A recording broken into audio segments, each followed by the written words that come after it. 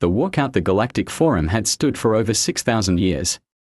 Built by the oldest species in the stars, it was a place where peace was made, trade was agreed, and wars were avoided. Delegates from 1,000 worlds filled the circular chamber, speaking in whispers, watching holograms, or debating through translators. But today, all eyes were fixed on the humans. They stood tall, silent, and still. The Earth delegation had arrived late, on purpose, everyone thought. The alien species present found humans strange. Too quiet, too fast, too unpredictable. They came from a death world, a place where everything wanted to kill them. And somehow, they survived, adapted, and now they were powerful. Ambassador Raylan, a respected speaker of the Vorithi, stepped forward. Humans, he said slowly, his long arms folded across his robe, your complaint has been reviewed. The matter of your border security has been judged irrelevant to the wider goals of the Forum. No one blinked. The silence deepened, then, a single human stood. His name was Commander Dale. He was not dressed like a diplomat. No robe. No sash. Just dark clothes and a calm face. He walked forward until he stood in the center of the room. I see, he said, voice flat. Raylan looked confused. You see? Dale nodded. We brought evidence of attacks. Of our colonies being destroyed. You ignored it. We asked for help. You said no. And now, you say our lives are irrelevant. The Forum serves all, Raylan said firmly. We cannot, Dale raised a hand. The room froze. I was hoping for unity, Dale said. But we have our answer. Earth no longer considers itself bound to the decisions of this Forum. The chamber erupted in gasps, whispers, and panic. Dozens of species blinked in shock. The Karash clicked their jaws in disbelief. The Ikari recoiled in horror. A few even began shouting in their native tongues, demanding translators check the meaning again. You can't walk out, someone yelled. We just did, Dale replied. The humans turned and walked out of the chamber. Quiet. Calm. No weapons. No threats. But the silence they left behind was louder than any war. CRY.I in the control rooms above the Forum, watchers looked at each other nervously. Reports began coming in. Human fleets had vanished from the known sectors. Earth's ambassadors were leaving every station. Consulates were shutting down. Human systems were going dark, they are disconnecting, a technician whispered. From everything. Back in the chamber, Raylan stood in stunned silence. They wouldn't dare, he murmured, but deep down, he wasn't so sure. Humans didn't bluff. The ripple across the stars news spread fast, faster than light, in some systems. Across the galaxy, the headlines read the same in every language: humans exit Galactic Forum. For many, it was just politics. For others, it was the first cold breath of fear. On the planet Grelin, an alliance meeting was called at once. 12 alien leaders gathered in secret. The humans withdrew, said one with scaled arms and glowing eyes. But why? They were ignored, replied another. They warned of attacks. We didn't listen. Because we thought they could handle it, a third snapped. They are humans. They always survive. But this time, they are not asking. They are disappearing. From trade lanes to security patrols, human presence was vanishing. Warships pulled back to Sol space. Mining operations were shutting down. Terran stations locked their doors. Messages to Earth received no reply, and yet, the silence was not peaceful. In Sector 49V, a Varnado patrol ship found one of Earth's border colonies completely abandoned. No life. No tech. Just a silent field of glass where buildings once stood. The ground itself had been burned smooth. They deleted themselves, the captain muttered. Why? No one knew. Meanwhile, inside a massive war council room orbiting the planet Cora, the Kren High Admiral paced nervously. Have we heard from the humans? She asked her officers. No, said one. Not since the Forum incident. What? About their fleets? They are repositioning. We've lost tracking. But sensors caught something strange on the edge of Sector 0. An entire moon gone. Gone. Disintegrated. No debris. No one spoke for a moment. Back at the Galactic Forum, the remaining members held an emergency session. They are isolating themselves, said Raylan.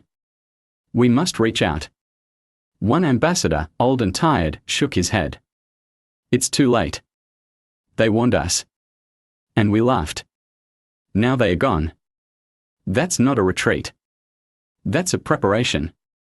Preparation for what? Silence. I in the corner of the forum's vast map room, a junior analyst looked at the movement of ships. His hands trembled as he realized something terrifying. The human fleets were not retreating randomly, they were forming a pattern. A formation. A net around the entire known galaxy, and the center of that net was empty. What are they doing? The analyst whispered. A quiet voice beside him answered, they are pulling back to strike. Asterisk whispers of a storm. The galaxy was uneasy. Trade routes once protected by human patrols now stood exposed. Pirate activity doubled. Border skirmishes reignited. The balance was breaking and everyone felt it. In the outer colonies of the Yalari Confederation, a merchant convoy was attacked by raiders. For years, they had counted on nearby Terran patrols for backup. But now, there were none. A desperate call went out to Earth Command requesting immediate assistance. Civilian lives at risk. The reply was silence. Across the stars, similar messages were sent. Cries for help. Pleas for protection. All met with the same cold result, nothing. On the planet Vesta Prime, a science station detected something strange near the galactic rim. An energy reading, massive, complex, and artificial. Their computers could not identify it. It was far beyond anything the forum had ever documented. Is it a new station? The lead researcher asked. No, said his assistant. It's moving. When the data cleared, they saw the impossible, a structure the size of a moon, hidden inside a nebula. It wasn't a weapon. It wasn't a base. It was a ship. A human ship. The forum called an emergency summit. Raylan stood before the panicked crowd. This is not war yet, he declared. We must believe the humans will listen to reason. But few believed that. In a dark corner of the hall, a diplomat from the Corvian Empire spoke quietly to her aide. They are not threatening war. They are reminding us they don't need us. The aide nodded. And if they don't need us, we are in danger. Meanwhile, inside Earth's deep command bunker, Commander Dale stood before a massive screen, showing every known system. Behind him were dozens of officers, all quiet, focused. A woman in a plain uniform stepped beside him. The forum still doesn't understand, she said. They will, Dale replied. She looked at the screen again. Phase 2 is ready. Do we begin? He didn't answer right away. Then he simply nodded. Send the message. One line only. She typed. Across every major station, every news network, and every border signal, the same message appeared in red text, without sound. We asked. You ignored. Now we decide. Panic erupted instantly. The forum scrambled for answers, but Earth had already turned its back. Earth silence. The galaxies fear. The message echoed through every system. We asked. You ignored. Now we decide. No threats. No demands. Just a sentence. But that sentence shook empires. On the planet Valerix, leaders of 3 powerful species gathered. The discussion was frantic. They are preparing for war, one said, his voice sharp. No. It's worse than that, said another, his scales twitching. They are preparing to change the rules. Rules? Asked the youngest of them. Yes, the oldest replied. The humans followed the forum's codes for years. But we refused to listen when they were attacked. Now, they no longer care what we say. But if they are no longer bound by our agreements, they can do anything. Meanwhile, on the outskirts of the galaxy, the giant human ship within the nebula began moving. It had no name on record. No identification. It was unlike any Terran vessel the forum had seen before. Large. Black. Silent. It slipped through space like a shadow. On the desert world of Kren, the local people woke to find a strange object in the sky, a satellite, human-made, projecting a message in over 100 languages. Observe. Learn. We are not your enemy. But we will not be ignored. No soldiers followed. No weapons fired. But the sky remained watched. In the Galactic Forum, chaos spread. Species once united began to argue, blame, and divide. Accusations flew. You pushed them away. No. You dismissed their warnings. They are overreacting. They are teaching a lesson. Amid the shouting, Raylan sat alone, silent. He remembered the look in Commander Dale's eyes before the walkout. Cold.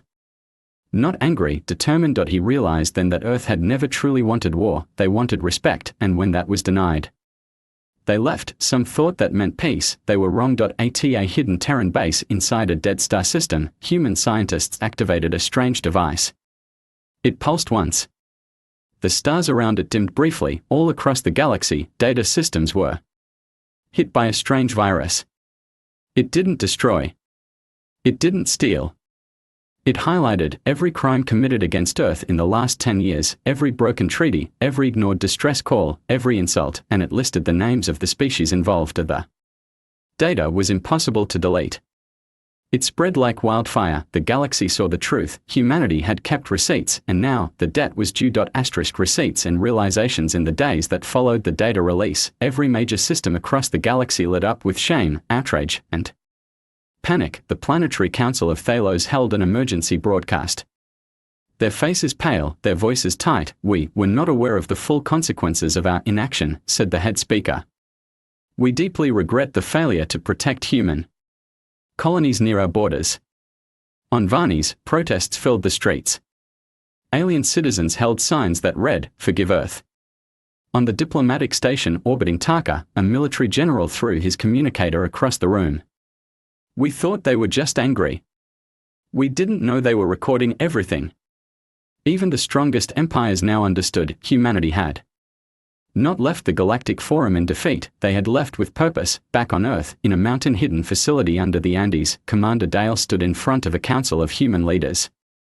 They were not dressed in military uniforms, but their presence carried weight. "The galaxy is reacting," one woman said. "Just as we predicted."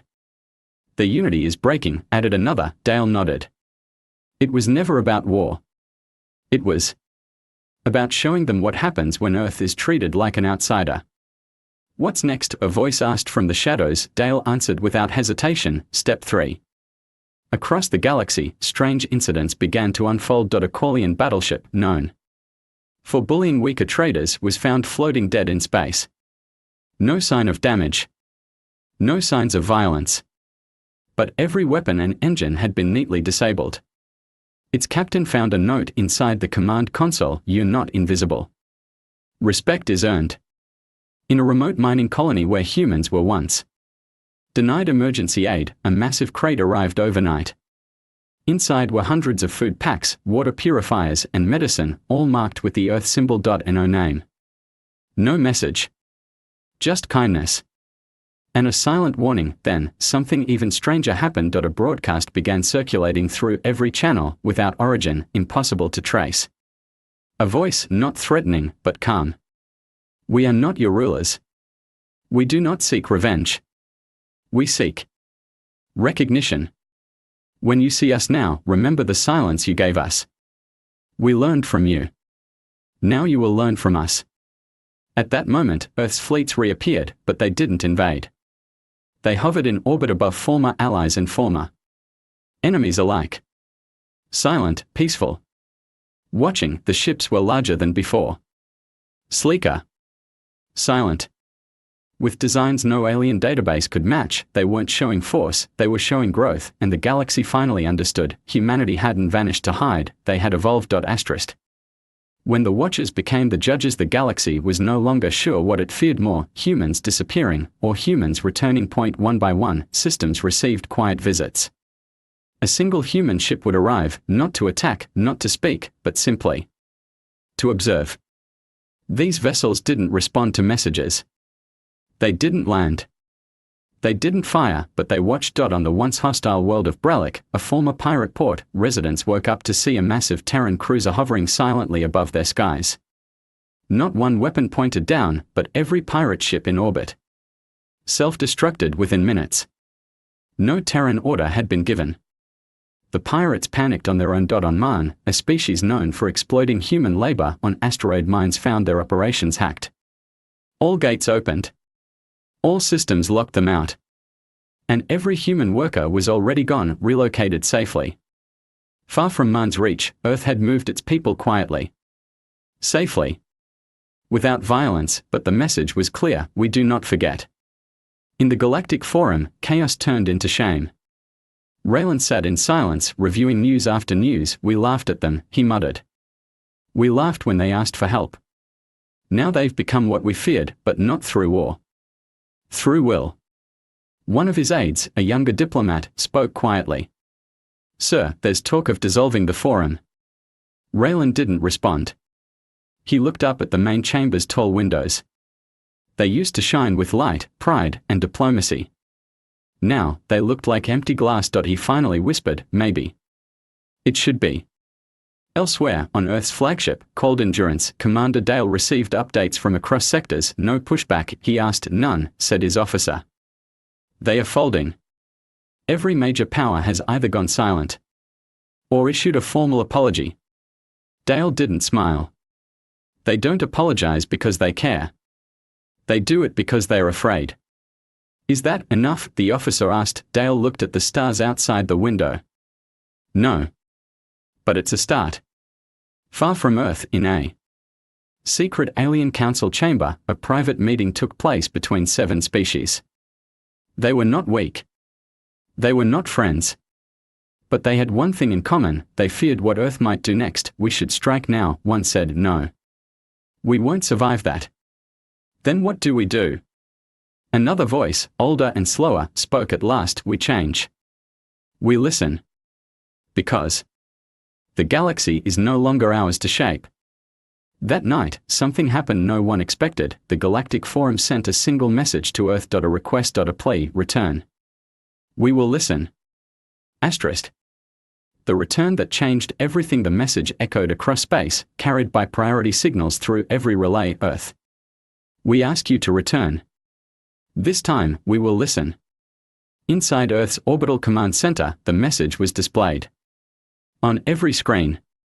Diplomats, commanders, scientists, everyone stared in silence. No one cheered. No one smiled. Commander Dale read it 3 times before speaking. They are not offering peace, he said calmly. They are offering a seat they once pulled from under us. A quiet pause followed. What do we do? Someone asked. Dale looked toward the Earth far below. Oceans, mountains, cities filled with people who had endured humiliation, betrayal, and silence. And yet, those same people had stood tall. Without bloodshed. Without threats. We don't go back as we were, Dale said. We return on our terms. Stronger. Wiser. United. Across the galaxy, preparations were made. For the first time, it was not humans watching, it was the galaxy waiting. A week later, a single human vessel approached the Galactic Forum. Not a warship, but a new design, sleek, elegant, wrapped in light reactive panels that shimmered in orbit like starlight. As it docked, thousands gathered in the Forum's central hall. Cameras hovered silently. No one dared speak. The doors opened. 3 humans stepped inside. Not dressed in robes, not armored. Just clean uniforms and calm faces. Commander Dale walked to the center. He looked around the chamber, then at Raylan, who now stood without the usual arrogance. We accept your request, Dale said. But Earth will not beg for a seat. We stand as equals. And this time, we speak first. Raylan bowed his head. Slowly. Carefully. We agree. The chamber remained silent. Dale continued. We remember every cry we made that was ignored. And yet, we are here not for revenge, but for change. For order. For truth. Earth will not be silent again. The lights above dimmed slightly, a symbol of agreement among the Forum systems. One by one, the alien ambassadors stood. And for the first time in history, they all bowed, not to a ruler, not to a conqueror, but to a people who had walked away from power and returned stronger than ever. Outside, ships gathered from every system. Human vessels floated side by side with alien ones. Not as watchers. Not as judges, but as equals. The galaxy had changed. An Earth, once doubted, once dismissed, had become the standard not through war, but through will.